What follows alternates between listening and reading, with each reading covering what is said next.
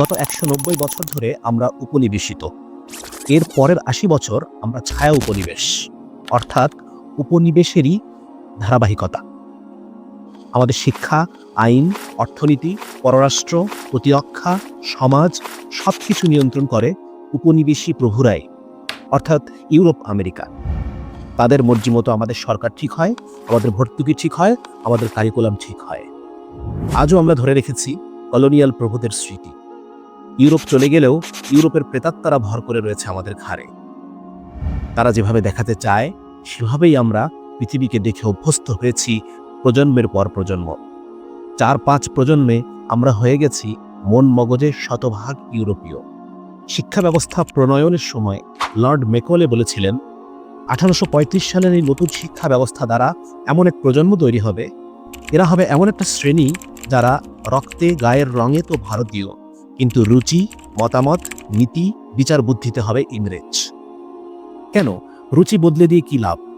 East India কোম্পানির chairman Charles grant উত্তরে বলেন, শিক্ষার গুণে রুচি বদল হলে তারা বিদেশি পণ্যের জন্য লালায়িত হবে, অর্থাৎ ব্রিটিশ পণ্যের বাজার বড় হবে।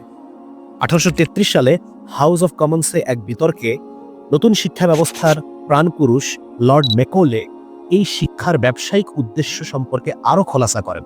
তিনি বলেন, ভারতীয়রা যখন নিজেদের শাসনে থাকবে তখনও আমাদের আদবে চলবে আর আমাদের পণ্য ব্যবহার করবে, এটাই আমাদের জন্য কল্যাণের। সুতরাং বোঝা যাচ্ছে উপনিবেশিত এলাকার মানুষের রুচি, বোধ, বুদ্ধি আর মুসলমানের মতো নেই, সেটা বহু আগেই ইংরেজ হয়ে গেছে। অউপনিবেশিত জনগণের ক্ষেত্রে এমনটি হয়নি। তাদের এখনও প্রাচীন গোত্র ব্যবস্থা, আত্মমর্যাদা, গায়রত, পুরুষত্ব, ধর্মীয় সাজাত্যবোধ বজায় আছে। তারা অন্যায় দেখলে একসাথে ফুঁসে ওঠে, নেতার জন্য জীবন দিয়ে দেয়। সরল চিন্তা, পুরুষালী রক্ষক বোধ, ধর্মের প্রতি কর্তব্যবোধ লালন করে। কারিকুলাম দিয়ে সেদেশের মেয়েদের মগজ দূষিত নয়, শিশুরা সেদেশে বড় হয় সেভাবেই। সেকুলারিতা সেদেশের গ্রামেগঞ্জে পাত্তাই পায়নি। সুতরাং মেহনতে ভিন্নতা থাকবে, এটা স্বীকার করতে হবে, কিংবা কমপক্ষে প্রস্তুতি পর্বে ভিন্নতা থাকবেই, এ ব্যাপারে কোনো সন্দেহ নেই। যে সমর্থন তারা শুরুতেই পেয়েছে, আমরা সে সমর্থন শুরুতেই আশা করতে পারি না। আমাদের প্রয়োজন একটা উপনিবেশায়ন প্রক্রিয়া, একটা ডিকলোনাইজেশন প্রসেস। ব্যাপক অফলাইন দাওয়াতের মাধ্যমে আমাদের মগজকে উপনিবেশ মুক্ত করতে হবে। ৩০০ বছরের তিলে তিলে জমা বিষ দূর হতে ৩০টা বছর তো কাজ করতে হবে ন্যূনতম। একটা জেনারেশন। ওরা ৫টা প্রজন্ম নষ্ট করেছে, আপনি একটা প্রজন্ম অন্তত তৈরি করেন যারা ব্রিটিশদের দেখানো পথে নয়, বরং নবীজির দেখানো পথে দুনিয়াকে বুঝবে, প্রতিটি জিনিসকে নতুন করে চিনবে।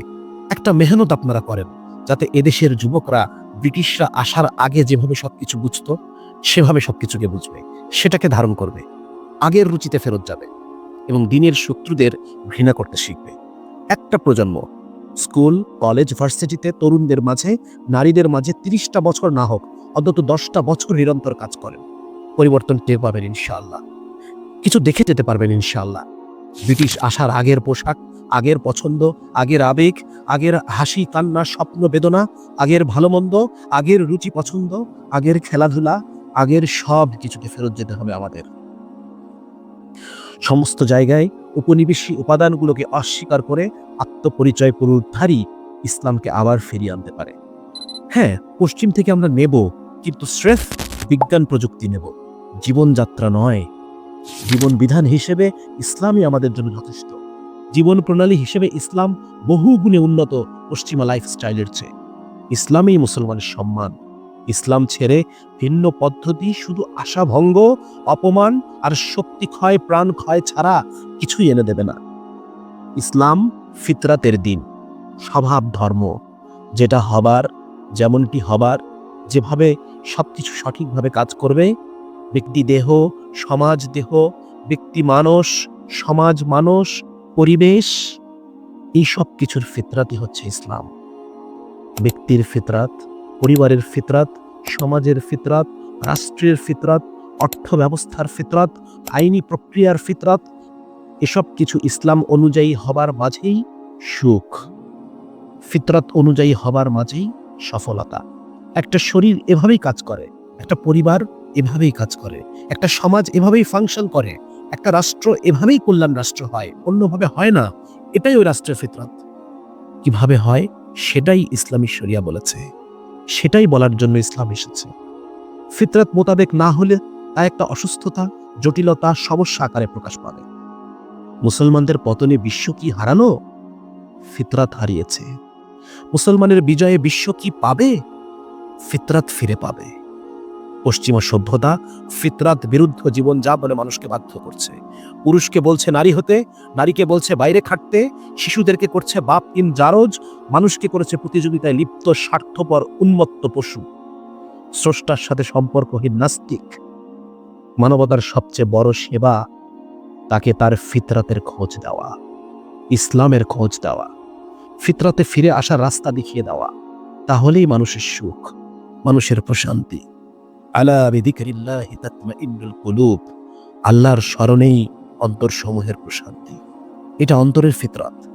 ফিতরাত ফিরিয়ে দিতে তাকে নিতে হবে নষ্ট প্রক্রিয়ার আগের অবস্থায়, উপনিবেশ পূর্ব অবস্থায়। কাজে লেগে পড়ুন। লক্ষ্য মানবজাতিকে ফিতরাত ফিরিয়ে দেওয়া। শুরু হলো আপনার মিশন ইসলাম।